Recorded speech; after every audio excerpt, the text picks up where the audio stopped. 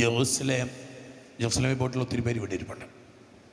അച്ഛൻ പലതവണ പോകാൻ പറ്റി, ദൈവാനുഗ്രഹം കൊണ്ട് പലതവണ പോയി. ബൈബിൾ പഠിച്ചതുകൊണ്ടും പോകാൻ പറ്റി, പിന്നെയും പോയി. അവങ്ങളെ ജെറുസലേം നിനക്കൊരാവശ്യം, പോകാത്തൊരു പോകണം. ജോൺ പോൾ രണ്ടാമൻ പാപ്പ പറഞ്ഞ 5ാമത്തെ സുവിശേഷമാണ് ജെറുസലേം. വിശുദ്ധ നാട് 5ാമത്തെ സുവിശേഷമാണ്. ഇത്തിരി പൈസ ഉള്ളെങ്കിൽ ഉള്ള പൈസ കൂട്ടി വെച്ചിട്ട് പോകണം. കാരണം നീ ദൈവത്തെ എവിടെയെങ്കിലും വെച്ച് കാണും. അവിടെ നിനക്കവിടെ വെച്ചൊരു ദൈവാനുഭവം ഉണ്ടാവും. ഞാനൊക്കെ എൻ്റെ ഒരു അനുഭവം പറഞ്ഞാൽ, ഈ അവസാനത്തെ തവണ പോയപ്പം കാൽവരി പോയി നിൽക്കുക. കാൽവരി ഈശോയുടെ കുരിശൊക്കെ നാട്ടിയിരിക്കുന്ന സ്ഥലത്ത് അവിടെ പോയി നിൽക്കുക. അവിടെ ചെന്നപ്പോൾ പരിശുദ്ധാത്മാവ് ഒരു നിർദ്ദേശം തന്നു. നീ കുമ്പസാരിക്കാൻ പറഞ്ഞു. കുമ്പസാരിക്കാൻ ഹോളി ലാൻഡിൻ്റെ ഗ്രൂപ്പുമായിട്ട് അച്ഛൻ പോയത്. കുമ്പസാരിച്ചെല്ലാം ഒരുങ്ങി, നന്നായിട്ട് ഒരുങ്ങി പ്രാർത്ഥിച്ചൊക്കെ പോയിരിക്കുന്നത്. പരിശുദ്ധാത്മാവ് പറഞ്ഞു, അച്ഛന് കുമ്പസാരിക്കാൻ പറഞ്ഞു. പറഞ്ഞപ്പോൾ കേൾക്കുക എന്നുള്ളൂ. അതിനപ്പുറത്ത് പിന്നെ മസിൽ പിടുത്തമില്ല. പരിശുദ്ധാത്മാവിനോട് മാത്രം മസിൽ പിടിക്കാറില്ല, പിതാവിനോട് മസിൽ പിടിക്കാറില്ല കേട്ടോ. ഇന്നലെ പോരുന്നതിന് മുമ്പ് ഇച്ചിരി പേടിയായിരുന്നു ഇന്ന് ചോദിക്കാനായിട്ട്. കാരണം പിതാവ് എന്ത് പറയും, പിതാവിൻ്റെ ഒരു വിഷമം വന്നാൽ എനിക്കും വിഷമമാകും. അപ്പോൾ അതുകൊണ്ട് എന്നാലും ഇന്നലെ തിരുനാൾ കഴിഞ്ഞപ്പോൾ ഞാൻ പറഞ്ഞു, പിതാവേ നാളെ ജെറുസലേം കൺവെൻഷന് അവിടെ പോകണം. തൃശ്ശൂർ എന്ന് പറഞ്ഞാൽ തല്ല് കിട്ടും, അതുകൊണ്ട് ഞാൻ തൃശ്ശൂർ എന്ന് പറഞ്ഞു. ജെറുസലേം കൺവെൻഷന് പോകണം, പൊക്കോട്ടെ എന്ന് ചോദിച്ചപ്പം ബുദ്ധിമാനായ പിതാവിനോട് തിരിച്ചു ചോദിച്ചു, അതെവിടെയാച്ചാന്ന് ചോദിച്ചു. പരിശുദ്ധാത്മാവ് നമ്മളെക്കാളും കൂടുതൽ മെത്രാന്മാർക്കാണ്. ഞാൻ പറഞ്ഞു, എൻ്റെ പിതാവേ അത് തൃശ്ശൂരാണ്. പിതാവിനറിയാം. ഞാൻ പറഞ്ഞു എങ്ങനെ നിന്നു, തൃശ്ശൂരാണ്. അപ്പം പിതാവ് നോക്കി ചിരിച്ചു. ഞാൻ പറഞ്ഞു, പിതാവെ ഒരു ബ്ലെസ്സിങ് ഇതാ. പിതാവ് തലയെ കൈവച്ച് കുരിശടയാളമിട്ട് അച്ഛനെയും മഞ്ചരിച്ചു, ഇവിടെയുള്ള അച്ഛന്മാരെ അനുഗ്രഹിച്ചു, ദൈവമക്കളെ അനുഗ്രഹിച്ചിട്ട് എന്നോട് പൊക്കോളാൻ പറഞ്ഞു. Hallelujah, hallelujah. തട്ട് കിട്ടുമെന്ന് ഞാൻ വിചാരിച്ചു. എന്നോട് മര്യാദയ്ക്ക് അടങ്ങി ഒതുങ്ങി ഇങ്ങനെ അവിടെ ഇങ്ങനെ ഇരുന്നോണം എന്ന് പറഞ്ഞിട്ടുള്ള, അടങ്ങി ഒതുങ്ങി അവിടെ ഇങ്ങനെ ഇരുന്നോണം എന്ന് പറഞ്ഞ് പിതാവ് ഇന്നലെ ചിരിച്ചുകൊണ്ട് പറഞ്ഞു, പൊക്കോ, അനുഗ്രഹിച്ചിരിക്കുന്നു, അനുഗ്രഹം തന്ന വിട്ട. അതുപോലെ പരിശുദ്ധാത്മാവ് പറഞ്ഞു കഴിഞ്ഞാൽ നമ്മൾ പിതാവിനോട് ഭയങ്കര ബഹുമാനമാണ്. അച്ഛൻ 100%. അധികാരികളെ ബഹുമാനിക്കാതെ അഭിഷേകമില്ലെന്ന് വിചാരിക്കുന്ന ഒരാളാണ്. അധികാരികൾ, പിതാവ് അവിടെ ഇരിടാന്ന് പറഞ്ഞാൽ അവിടെ ഇരിക്കും, ഇവിടെ മുട്ടുകുത്തടാന്ന് പറഞ്ഞാൽ ഇവിടെ മുട്ടുകുത്തും. എൻ്റെ പൗരോഹിത്യം എൻ്റെ മെത്രാനിൽ നിന്ന് ഒഴുകുന്ന, ഞാൻ ക്രിസ്തുവിൻ്റെ സ്ഥാനത്ത് എൻ്റെ മെത്രാനെ കാണുന്നുണ്ട്. ക്രിസ്തു അദ്ദേഹം BG ആയിരുന്നു, ഞാൻ വികാരികളായിരുന്നു രൂപതയുടെ. പിതാവായിട്ട് അടുത്ത് ശുശ്രൂഷ ചെയ്യേണ്ട ആളാണ്. ചില സമയത്ത് എനിക്ക് ബുദ്ധി കൂടുതൽ, എനിക്കെല്ലാം അറിയാമെന്ന് വിചാരിച്ച് ഞാൻ ചെല്ലും. പിതാവ് അങ്ങനെ വേണ്ട ചെന്ന് പറയും, വേണ്ടെങ്കിൽ വേണ്ട, അവിടെ അഭിഷേകമാണ്, അവിടെ അഭിഷേകം. പിതാവിൻ്റെ തീരുമാനം ശരിയാണെന്ന് പിന്നെ തെളിയുകയും ചെയ്യും. അതുകൊണ്ട് ഇത് കേൾക്കുന്ന ഇപ്പം സിസ്റ്റർമാർ കുറച്ചധികം പേര് ഇപ്പോൾ സുപ്പീരിയർ അമ്മ ആരായിരുന്നാലും പറയുന്നത് കേട്ടോ, അനുഗ്രഹം കിട്ടിയിരിക്കും. അപ്പം അങ്ങനെ പരിശുദ്ധാത്മ കാൽവരി നിൽക്കുമ്പോൾ കുമ്പസാരിക്കാൻ പറഞ്ഞു. ശരി, കുമ്പസാരിക്കാം. ഞാൻ നോക്കുമ്പോൾ കറക്റ്റൊരച്ഛൻ വന്ന് നിൽക്കുക. അച്ഛൻ വന്നിങ്ങനെ മുമ്പിൽ വന്നു. ഞാൻ പറഞ്ഞു, എനിക്ക് കുമ്പസാരിക്കണമെന്ന് പറഞ്ഞു. ഞങ്ങൾ അച്ഛന്മാർ പറയുന്ന കാര്യം അച്ഛൻ പറഞ്ഞു, എനിക്കിപ്പം നേരമില്ല എന്ന് പറഞ്ഞു. ഞാൻ ആളുകളുമായിട്ട് വന്നു. പുള്ളി വേറെ ദേശക്കാരനാണ്, സായിപ്പ, വേറെ ദേശം. I don't have time, I have my group with me. എൻ്റെ കൂടെ എൻ്റെ ഗ്രൂപ്പുണ്ട്, എനിക്ക് കുമ്പസാരിക്കാൻ നേരമില്ലെന്ന് പറഞ്ഞു. ഞാൻ പറഞ്ഞു, ഞാനൊരു അച്ഛനാണ്, എനിക്ക് 1 മിനിറ്റ് കിട്ടിയാൽ മതി, 1 മിനിറ്റ് കിട്ടിയാൽ മതി, എനിക്ക് കാൽവരിയിലൊന്ന് കുമ്പസാരിക്കണമെന്ന് എനിക്ക് തോന്നുന്നു അച്ഛൻ എന്ന് പറഞ്ഞു. അങ്ങനെ പറഞ്ഞിട്ട് ഇദ്ദേഹം എന്നെ ഒന്നും കൂടെ നോക്കി, 1 മിനിറ്റ് കുമ്പസാരിക്കും നീ, അന്ന് കുമ്പസാരിച്ചോ. ദൈവമക്കളെ, എൻ്റെ ജീവിതത്തിൽ ഞാൻ നടത്തിയിട്ടുള്ള ഏറ്റവും സുന്ദരമായ കുമ്പസാരമായിരുന്നത്. ഹല്ലേലൂയ. ഞാൻ കുമ്പസാരിച്ചു. ഈ തിരക്ക് പിടിച്ചിരുന്ന അച്ഛൻ എന്നെ അങ്ങോട്ട് ഭയങ്കരമായിട്ട് കെട്ടിപ്പിടിച്ചു. എൻ്റെ ഇരട്ടി പൊക്കമുണ്ട് അച്ഛന്. അച്ഛൻ്റെ തലയിലൊരു ഉമ്മയും തന്നു. അച്ഛനെ കെട്ടിപ്പിടിച്ച് അച്ഛനങ്ങോട്ട് ഇറങ്ങിപ്പോയി. ദൈവമക്കളെ, പിന്നെ എനിക്ക് പിടികിട്ടിയത് അച്ഛൻ്റെ മനസ്സിലെന്ന് പറയുമ്പോൾ എനിക്ക് ഞാനും അച്ഛനൊക്കെയാണ്. ഞാൻ പാവമൊന്നും ചെയ്തിട്ടില്ല, എനിക്ക് നിർബന്ധമൊന്നുമില്ല. പക്ഷേ പരിശുദ്ധാത്മാവിന് you should insist on blessing. നിൽക്കണം മക്കളെ. അച്ഛനില്ലെങ്കിൽ അച്ഛൻ വന്നിട്ട് കുമ്പസാരിച്ചേ പോകത്തുള്ളൂ, അച്ഛൻ്റെ കൈവപ്പ് കിട്ടിയിട്ടേ പോകത്തുള്ളൂ. അത് ഒരു ഉറപ്പാ, ഒരു തീരുമാനമുള്ള കാര്യമാണ്. Hallelujah, hallelujah, hallelujah. ഞാൻ ഓർക്കുക, ഒരു 3 ആഴ്ച മുമ്പ് ഒരു ശനിയാഴ്ച ഇതുപോലെ സംഭവം ഉണ്ടായി. ഞാൻ ശനിയാഴ്ച മരിയൻ ആരാധനയുണ്ട് അവിടെ. ആരാധനയ്ക്ക് സമയത്ത് അവിടെ തൊട്ടടുത്ത് കോട്ടയത്ത് ഒരു ലൂർദ് പള്ളി, വലിയൊരു പള്ളി പണിതു, അതിൻ്റെ വെഞ്ചരിപ്പായിരുന്നു. അപ്പോൾ അതിന് അവിടെ പ്രസംഗിക്കാൻ എന്നെ വിളിച്ചിട്ടുണ്ട്. ഞാൻ ഇവിടുത്തെ ശുശ്രൂഷ കഴിഞ്ഞ് ഞാൻ ഓടി ഇറങ്ങിയപ്പോൾ കുറച്ചധികം രോഗികൾ നിൽക്കുക. അവരെ കണ്ടപ്പോൾ എനിക്ക് സങ്കടം തോന്നി. ഞാൻ പറഞ്ഞൊരു കാര്യം ചെയ്യും, ഞാൻ പോയിട്ട് വരാം. വലിയൊരു സമ്മേളനം അവിടെ നടക്കുന്നത്, പോയിട്ട് വരാമെന്ന് പറഞ്ഞു. ദൈവമക്കളെ തിരിച്ചു വന്നപ്പോൾ എൻ്റെ കണ്ണ് നിറഞ്ഞു പോയി. ഞാൻ നോക്കുമ്പോൾ ഒരു 4-5 പാവങ്ങൾ അവിടെ ഇരിപ്പുണ്ട്. ഞാൻ ചോദിച്ചു, നിങ്ങളെന്നെ പോകാഞ്ഞ് 9:30 മണിയായി നോക്കണം. ഞാൻ 4:30-5 മണിയായപ്പോൾ പോയ മനുഷ്യൻ വരുമ്പോൾ 8:30-9 അങ്ങനെയുള്ള സമയം ഒത്തിരി ലേറ്റ്, പള്ളിയൊക്കെ അടച്ചു. ഞാൻ അന്നേരം കയറി ചോദിച്ചു, എന്തേ പോകാഞ്ഞ്? അവർ പറഞ്ഞു, അനുഗ്രഹം വാങ്ങിച്ചിട്ടല്ലാതെ പോകത്തില്ല എന്ന് ഞങ്ങൾ തീരുമാനിച്ചിട്ടുണ്ടായിരുന്നു. ഹല്ലേലൂയാ. അവള് ഈ ഒരു ഗ്യാരണ്ടി ഇവിടെ ഉണ്ടാവണം, ഈ ഒരു ഉറപ്പ് ഇവിടെ ഉണ്ടാവണം. എനിക്ക് കിട്ടിയേ ഞാൻ പോകത്തുള്ളൂ, എനിക്ക് അനുഗ്രഹം കിട്ടിയേ ഞാൻ പോകത്തുള്ളൂ. പരിശുദ്ധാത്മാവ് ഒരു കാര്യം പറഞ്ഞത്, ഞാൻ പറഞ്ഞ ജെറുസലേമിലെ കാര്യം ഞാൻ പറഞ്ഞ് പെട്ടെന്ന് പോയതാ. മക്കളെ പോകാൻ പറ്റുമോ? പോകണം, ഇല്ലെങ്കിൽ നമുക്ക് ജെറുസലേമിലേക്ക് പോകാം. മത്തായിയുടെ സുവിശേഷം 16-ാം അധ്യായം 21-ാം വാക്യം. ജെറുസലേമിനെ പറ്റി നമ്മൾ കുറച്ചധികം കാര്യം കേട്ടു. ഇനി പ്രധാനപ്പെട്ട കാര്യം കേൾക്കാൻ പോവാം.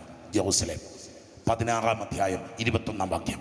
അപ്പോൾ മുതൽ യേശു തനിക്ക് ജെറുസലേമിലേക്ക് പോകേണ്ടിയിരിക്കുന്നുവെന്ന് ശ്രേഷ്ഠന്മാരിൽ നിന്നും പ്രധാന പുരോഹിതന്മാരിൽ നിന്നും നിയമജ്ഞരിൽ നിന്നും വളരെയേറെ സഹിക്കേണ്ടി വരുമെന്നും താൻ വധിക്കപ്പെടുമെന്നും എന്നാൽ 3-ാം ദിവസം ഉയർപ്പിക്കപ്പെടുമെന്നും ശിഷ്യന്മാരെ അറിയിച്ചു തുടങ്ങി.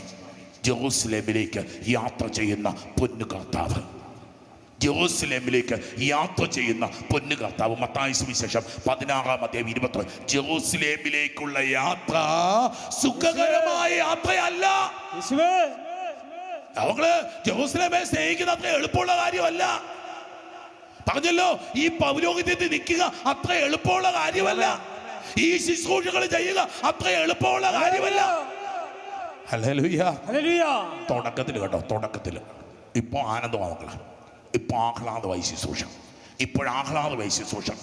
ചൊവ്വാഴ്ച ദിവസങ്ങളിൽ ഞാൻ പുണ്യം പറയുന്നതല്ല, പരിശുദ്ധാത്മാവ് ചെയ്ത കാര്യം പറയുക. വെളുപ്പിന് എഴുന്നേക്കും, 1:15 മണിയാകുമ്പോൾ എഴുന്നേക്കും. തിരിച്ചു പോയി കിടക്കുന്നത് രാത്രി ഏതാണ്ട് 1:15 മണിക്ക്. 24 മണിക്കൂറിലധികം നീളുന്ന ശുശ്രൂഷ പരിശുദ്ധാത്മാവ് തന്നിരിക്കുന്നു. കഴിഞ്ഞ 10 വർഷങ്ങളായിട്ട് ആ ശുശ്രൂഷ അവിടെ തുടരുകയാണ്. വെളുപ്പിന് 3 മണി കഴിയും, 3:30 മണി കഴിയുമ്പോൾ കുമ്പസാരക്കൂട്ടിൽ ആളുകൾ വരും. അച്ഛന്മാർ കുമ്പസാരിപ്പിക്കാനുണ്ട്. 40-50 വൈദികർ അവിടെ നിന്ന് കുമ്പസാരിപ്പിക്കുന്നുണ്ട് മക്കളെ. കൈവെപ്പ് പ്രാർത്ഥനയ്ക്ക് ആളുകൾ വരും. അതിനും അച്ഛന്മാരെ പരിശുദ്ധാത്മാവ് തന്നു. ദൈവങ്ങളെ സിസ്റ്റമാറ്റിക്കായിട്ട് തുടങ്ങിയതൊന്നുമില്ല, പരിശുദ്ധാത്മാവ് നടത്തി. നിങ്ങൾക്ക് ആ ദേശത്തെ പറ്റി അറിയത്തില്ലെങ്കിൽ പറഞ്ഞു തരാം. ആ ശുശ്രൂഷ കേന്ദ്രം ഇന്നിരുന്ന സ്ഥലത്ത് എത്ര പേരെ കൊന്നിട്ടുണ്ടെന്ന് എനിക്കറിയില്ല. തിന്മയുടെ, പാപത്തിന്റെ, കൊലപാതകത്തിന്റെ, നാശത്തിന്റെ ഇടമായിരുന്നു ആ ദേശം. ആരും കേറാതെ കിടന്ന ഒരു ദേശത്താണ് ഇന്ന് ആലയം വന്നിരിക്കുന്നത്. ഹല്ലേലൂയാ, ഹല്ലേലൂയാ. മക്കളെ, കോട്ടയം ദേശത്തുള്ള ഇവിടുന്ന് വരുന്നുണ്ട്, തൃശ്ശൂർ ഏരിയ അവിടെ ആളുകൾ വന്ന് കാണാറുണ്ട്. ദേശാന്തരങ്ങളിൽ നിന്ന് ഇന്ന് ആളുകൾ കടന്നു വന്നിട്ടുണ്ടെങ്കിൽ ഈ ജെറുസലേം യാത്ര അത്ര സുഖകരമല്ല എന്നുള്ളതാണ് ആ തീർത്ഥാടന കേന്ദ്രത്തിന്റെ ഒരു രഹസ്യം. ഹല്ലേലൂയാ, ഹല്ലേലൂയാ, ഹല്ലേലൂയാ. ഞാനിത് കഴിഞ്ഞ ദിവസം പള്ളി വെഞ്ചരിക്കാൻ പോയെന്ന് പറഞ്ഞല്ലോ, പള്ളി വെഞ്ചരിപ്പിന് പോയെന്ന് പറഞ്ഞല്ലോ. അവിടുത്തെ വികാരിച്ചിൽ അവിടെ ഇരിക്കാൻ തുടങ്ങി 11 കൊല്ലം, 11 എനിക്ക് തോന്നുന്നു, 10 കൊല്ലം, 10-11 കൊല്ലം. ഇന്ന് അച്ഛൻ ഒരു 55 വയസ്സുള്ള വൈദികനാണ്, രോഗിയായി, ശരീരത്തെ ആരോഗ്യമൊക്കെ നഷ്ടപ്പെട്ടു. ഈ ഒരു പള്ളി പണിയാൻ വേണ്ടിയിട്ട് ആയുസ് മുഴുതാ മക്കളെ പുരോഹിതരാണ്. അതും ഇതുമൊക്കെ നമ്മൾ ചുമ്മാ വിളിച്ചു പറയുമ്പോഴേ, ഈ മനുഷ്യൻ എന്താ കാര്യം?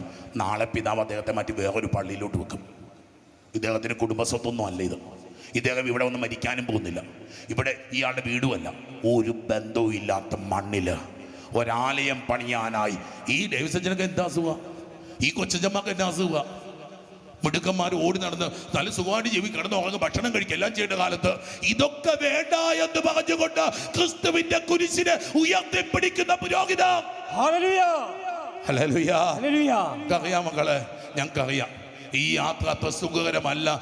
ഇന്ന് ഞങ്ങൾക്ക് പച്ച മരത്തോടിങ്ങനെയാണെങ്കിൽ ഹല്ലേലൂയ ഓർത്തുക, ജെറൂസലേമിലേക്കുള്ള യാത്ര അതൊരു നൊമ്പരത്തിന്റെ യാത്രയാണ്. 3 തവണ ഈശോ തമ്പുരാൻ ജെറൂസലേമിലേക്ക് പോകുന്നതിനെ പറ്റി പറയാ. അവിടെ ചെന്നാൽ ഞാൻ വധിക്കപ്പെടും.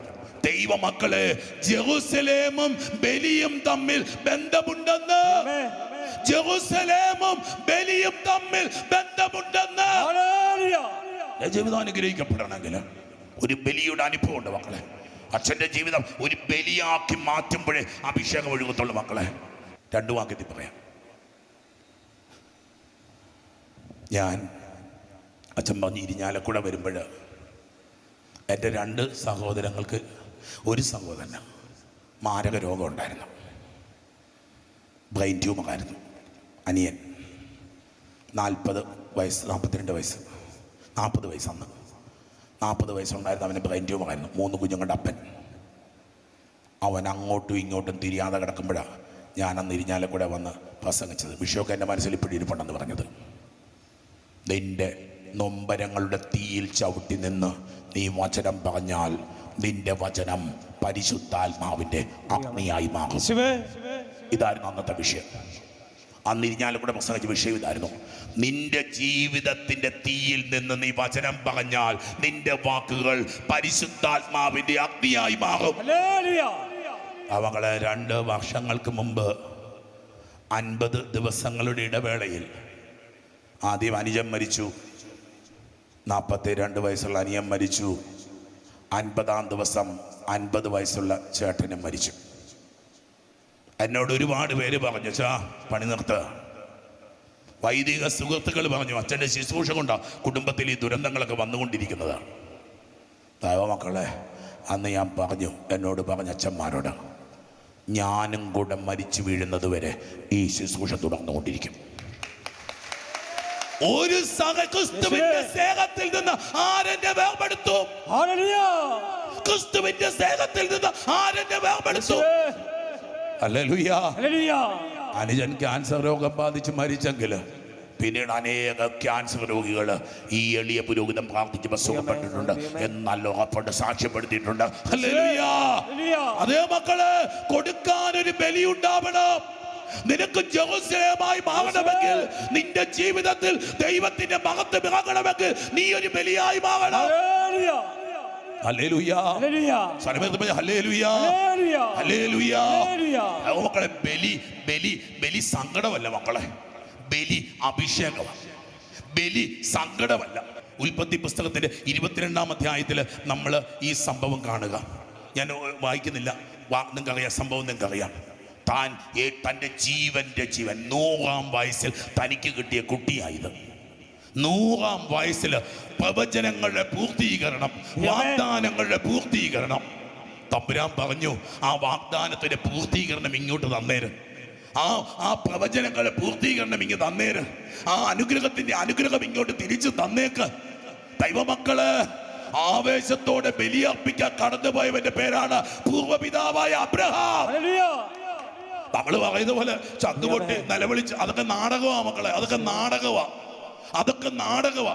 ജീവിതത്തിന്റെ പരിപരുത്ത യാഥാർത്ഥ്യങ്ങളിലൂടെ കടന്നുപോയ അബ്രഹാം നാടകം കളിക്കില്ല. മക്കമാരുടെ പുസ്തകത്തിൽ കാണുന്ന എലിയാസർ പറയുന്ന പോലെ, ഈ വയസ്സനാം കാലത്ത് എലിയാസർ നാടകം കളിച്ചെന്ന് യുവാക്കന്മാരറിഞ്ഞാൽ, ഹല്ലേലൂയ, നാടകമല്ല മക്കളെ, വിശ്വാസം ജീവിതമാ. വിശ്വാസം ജീവിതമാ. പൗരോഹിത്യം നാടകമല്ല, പൗരോഹിത്യം ജീവിതമാ. കുരിശിലെ ക്രിസ്തുവാ പൗരോഹിത്യം. Hallelujah, hallelujah. മക്കളെ, അബ്രഹാം ചെന്ന് കരുത്തോടെയാണ് ഈശോ തമ്പുരാൻ ചുവട് വെക്കുന്നത്. നമ്മൾ തൊട്ട് മുമ്പിൽ കാണുന്നുണ്ട്. മത്തായി സുവിശേഷത്തിന്റെ 16-ാം അധ്യായത്തിൽ കേസറിയ ഫിലിപ്പില് പത്രോസ് പറഞ്ഞു, നീ ജീവിക്കുന്ന ദൈവത്തിന്റെ പുത്രനായ ക്രിസ്തുവാണ് എന്ന് പറഞ്ഞ പത്രോസ് അല്പം കഴിഞ്ഞപ്പോൾ പറയുകയാണ്, ഇതാ ഈ സംഭവം കഴിയുമ്പോൾ നമ്മൾ വീണ്ടും വായിക്കുന്നു 16-ാം അധ്യായത്തിന്റെ 22-ാം വാക്യത്തിൽ, പത്രോസ് അവനെ മാറ്റി നിർത്തി തടസ്സം പറയാൻ തുടങ്ങി.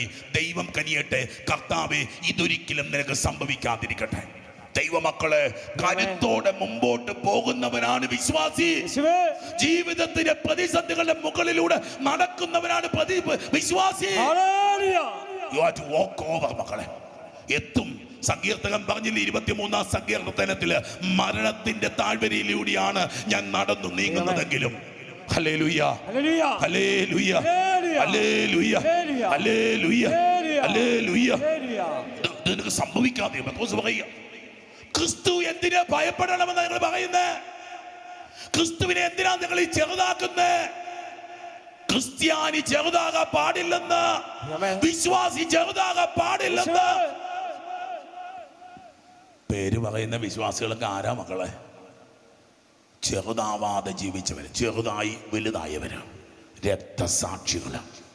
സന്തോഷത്തോടെ മരണത്തിലേക്ക്. ഏതാനും നാളുകൾക്ക് മുമ്പ് ബോംബെയിൽ യൂക്കരിസ്റ്റിക് കോൺഗ്രസ് നടന്നപ്പോൾ അവിടെ പോകാനായിട്ടുള്ള ഭാഗ്യം കിട്ടി. അന്ന് അവിടെ കാണ്ടമാലിൽ വധിക്കപ്പെട്ട ആ മനുഷ്യൻ്റെ ഭാര്യ വന്ന് സാക്ഷ്യം പറയുന്നത് ഞാൻ കേട്ടതാണ്. അന്ന് arch bishop gracious, cardinal gracious, Bombay arch bishop അവിടെ ഇരിപ്പുണ്ടായിരുന്നു. ഈ മകളെ അവതരിപ്പിച്ചുകൊണ്ട് കാർഡിനൽ പറഞ്ഞത് ഇങ്ങനെയാണ്: ഭർത്താവ് വധിക്കപ്പെട്ടു എന്ന് കേട്ടപ്പോൾ ഈ കാർഡിനൽ അവിടെ എത്തി, കാണ്ടമാലിലെത്തി. അവരെ കാണാൻ വേണ്ടി ശ്രമിച്ചു. അവരെ വിളിച്ചു കൊണ്ടുവന്നു. അരമനെ പിതാവിൻ്റെ സ്ഥലത്ത് വന്നു. ഈ മകളോട് പിതാവ് പറഞ്ഞു, കൊച്ചേ നീ പേടിക്കൊന്നും വേണ്ട കേട്ടോ, നീ സങ്കടപ്പെടുവൊന്നും വേണ്ട കേട്ടോ, ഈശോ നിന്നെ ആശ്വസിപ്പിച്ചോളും. നിന്റെ കുഞ്ഞുങ്ങളുടെ പഠനമൊക്കെ ഞാൻ ഏറ്റെടുത്തോളാം കേട്ടോ, നിന്റെ കൊച്ചുങ്ങളെ പഠിപ്പിക്കാനുള്ള പൈസയൊക്കെ ഞാൻ തന്നേക്കാം കേട്ടോ, നിനക്ക് ഞാൻ നല്ലൊരു വീട് വെച്ച് തരാം കേട്ടോ. ഈ പെൺകുട്ടി പറഞ്ഞത്രേ, എൻ്റെ കുഞ്ഞുങ്ങളെ പഠിപ്പിക്കാൻ അല്ലയോ തിരുമേനി എനിക്കറിയാം, എനിക്ക് വീട് വെക്കാൻ അല്ലയോ തിരുമേനി ആനുകൂല്യം വേണ്ട മക്കളെ. വിശ്വാസത്തിന്റെ പേരിൽ ആനുകൂല്യം വേണ്ട. ഒരുപാട് ആനുകൂല്യം പറ്റുന്നവനാ ഇത് പറഞ്ഞുകൊണ്ടിരിക്കണേ. പുരോഹിതനാണെന്നതിന്റെ പേരിൽ ഒരുപാട് ആനുകൂല്യം പറ്റുന്നവനായിവൻ. ഇന്ന് രാവിലെ ഒരു സഹോദരൻ, അവൻ ചങ്ങനാശ്ശേരി താമസിക്കുന്ന, വെളുപ്പാങ്കാലത്ത് വണ്ടി എടുത്ത് ഓടിച്ച് എന്നെ ഇവിടെ കൊണ്ടുവന്ന് വിട്ടിട്ട് തിരിച്ചെന്നെ അവിടെ കൊണ്ടുപോയി വിടുക. ആനുകൂല്യം, ആനുകൂല്യം. ഈ ഇട്ടിരിക്കുന്ന ഉടുപ്പ് ആനുകൂല്യമാ മക്കളെ, ഈ ഇട്ടിരിക്കുന്ന ഉടുപ്പ് ആനുകൂല്യമാ, ഈ വചന ശുശ്രൂഷ ആനുകൂല്യമാ.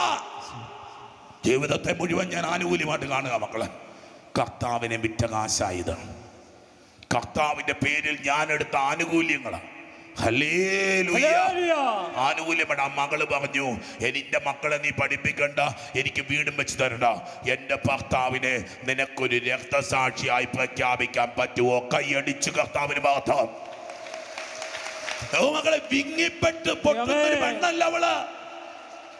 നിങ്ങൾ കേട്ട് കാണാം, അവള് പറഞ്ഞു കഴിഞ്ഞാൽ സംഭവം. അവള് സാക്ഷ്യം പറഞ്ഞു. കാല് വെട്ടി മുറിച്ചു, ഇല്ല ആദ്യം കൈ വെട്ടി മുറിച്ചു. അവളുടെ മുമ്പിൽ വെച്ച കൈ ഇങ്ങനെ നീട്ടിപ്പിടിച്ച് വെട്ടുക. ക്രിസ്തുവിനെ ഉപേക്ഷിക്കുന്നോ എന്ന് ചോദിച്ചു, ഇല്ല. വീണ്ടും വെട്ടി, മുട്ടോളം വെട്ടി. ഉപേക്ഷിക്കുന്നോ ചോദിച്ചു, ഇല്ല. ഇടത് കൈ പിടിച്ചു വെട്ടി, രണ്ട് വെട്ട് വെട്ടി, ഇതാ മുറിച്ചുകളെ ഉപേക്ഷിക്കുന്നില്ല. അത്രയൊക്കെ മനുഷ്യന് ബോധത്തോടെ ഇരിക്കും, അറിയില്ല. ഇരുന്നു ഈ കുട്ടി, ഈ മകൻ ഇരുന്നു. അവര് കാല് വലിച്ചു നീട്ടി വെട്ടുന്നതിന് ഉപയോഗിച്ചു. ക്രിസ്തുവിനെ ഉപേക്ഷിക്കുന്നോ? ക്രിസ്തുവിനെ ഉപേക്ഷിക്കുന്നില്ല. കാല് വെട്ടി. ദൈവമക്കള്, ഈ മകള് വലിയ സാക്ഷിയ. അവസാനം ഈ കാല് വെട്ടി മാറ്റിയിട്ട് വയറ്റിലും കൂടെ ഒരു വെട്ടുമ്പോഴാ ഈ മനുഷ്യൻ മരിച്ചത്. യേശു രാജ്യം വിജയിക്കട്ടെ എന്ന് പറഞ്ഞുകൊണ്ട് ആ മനുഷ്യൻ മരിച്ചു. ഹല്ലേലൂയ. ദൈവ പൈതലേ, ഒരു minimum thing to give to Jesus is your martyrdom. ക്രിസ്തുവിന് കൊടുക്കാവുന്ന മിനിമം കാര്യം ക്രിസ്തുവിന് വേണ്ടി നീ മരിക്കുക എന്നുള്ളതാ. ക്രിസ്തുവിന് വേണ്ടി സുഖിക്കാനല്ല മക്കളെ, ക്രിസ്തുവിന് വേണ്ടി പ്രിവിലേജ് എടുക്കാനല്ല മക്കളെ.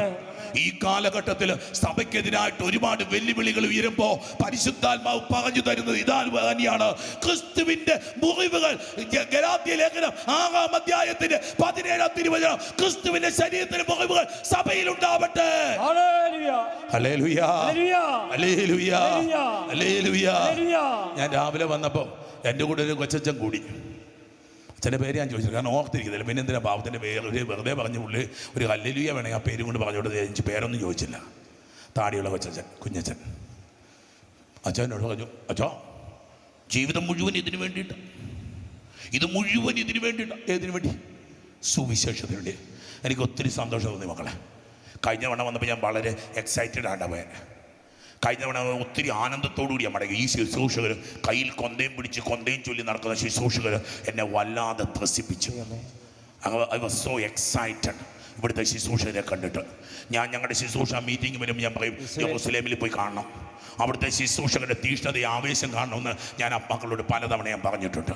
Hallelujah, hallelujah, hallelujah. ഇത് മുഴുവൻ ഇതിനു വേണ്ടിയാ. അതേ പൈതല്, നീ ഒന്ന് ആലോചിക്ക, നിനക്ക് കർത്താവ് ആയുസ് തന്നിട്ട് ഈ ജെറുസലേം പണിയാനായിട്ട് നീ എന്താ ചെയ്തിട്ടുള്ളത്? ഈ ദൈവത്തിന്റെ ആലയം പണിയാനായി നീ എന്താ ചെയ്തിട്ടുള്ളത്? ഈ ക്രിസ്തുവിന് സാക്ഷ്യം കൊടുക്കാൻ നീ എന്താ ചെയ്തിട്ടുള്ളത്? എനിക്ക് ഏറ്റവും ഒത്തിരി ഇഷ്ടമുള്ള പിതാവ് തട്ടിൽ പിതാവ്. ഒരുപാട് ഇഷ്ടം, എന്നെ ഇഷ്ടമാണ്, നല്ല അടുപ്പം. പിതാവ് പലപ്പോഴും എപ്പോഴും പറയുന്നൊരു കാര്യമുണ്ട്, മിഷന് വേണ്ടി ജീവിക്കാൻ. കുടുംബത്തിലാണെങ്കിലും മക്കളെ ഇറങ്ങണം ഒരു ദിവസം ഈശോയെ പറ്റി പ്രസംഗിക്കാൻ. I challenge U.